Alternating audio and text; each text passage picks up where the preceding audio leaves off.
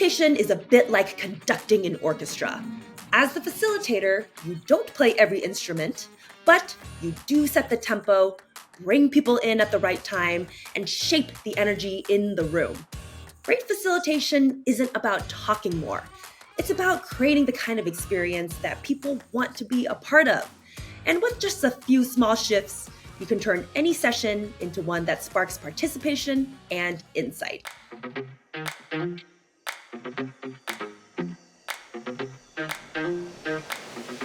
I'm Louise with Lighthouse, and in this short video, I'm going to share my 3 best practices for great facilitation.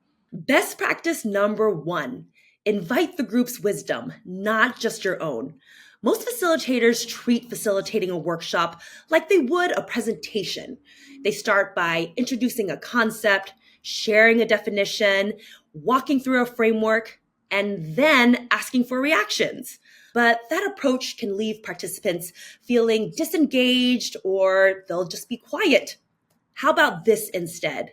Start by asking for their real-world experience. For example, let's say you're facilitating a leadership workshop.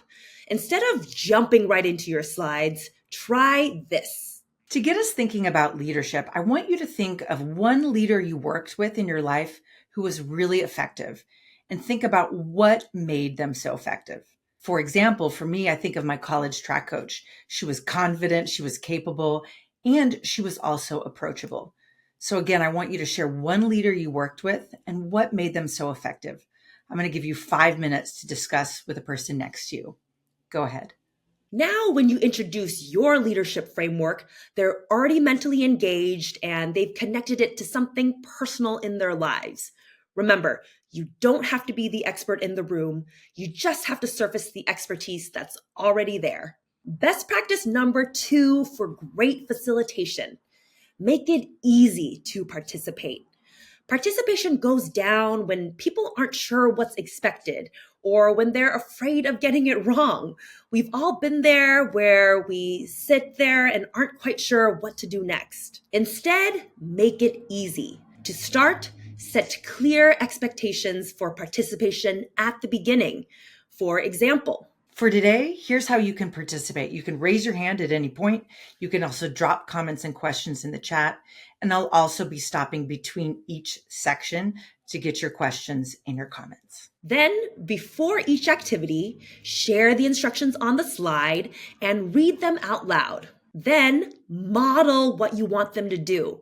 You can do this by sharing a 30-second example or walking it through live with a participant. For example, if you want them to give each other feedback on something in pairs, you could share an example of what productive versus unproductive feedback looks like. So in your breakout rooms, you're going to be giving each other feedback. And here's what unproductive feedback sounds like. That was great. It doesn't give any specifics. It doesn't help the person. Instead, share one thing that you noticed that worked well and one thing that could be better. This demo removes ambiguity and gives people the confidence to jump in. Remember, show them how to participate, not just tell.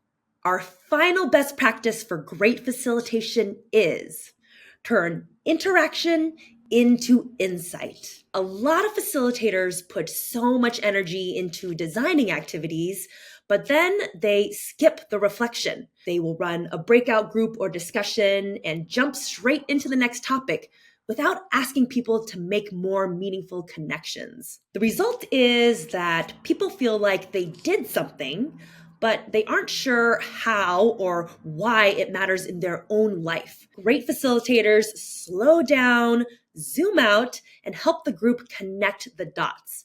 That's where the learning really sticks and people can start to see their own growth. For example, the facilitator might say things like, "What surprised you about what your group shared? If you could take back one insight to your team, what would it be? How can we apply what we learned today to our everyday work?" Keep in mind, a powerful question after an activity is just as important as the activity itself. In conclusion, great facilitation is not the same as a presentation. It's about tapping into the experience and wisdom of a group. It's about knowing when to step in, when to step back, and how to keep the group moving through with intention. So the next time you're facilitating a session, think like a conductor. It's not your job to play every note. It's your job to help the room make music together. Thanks for watching. Like and subscribe.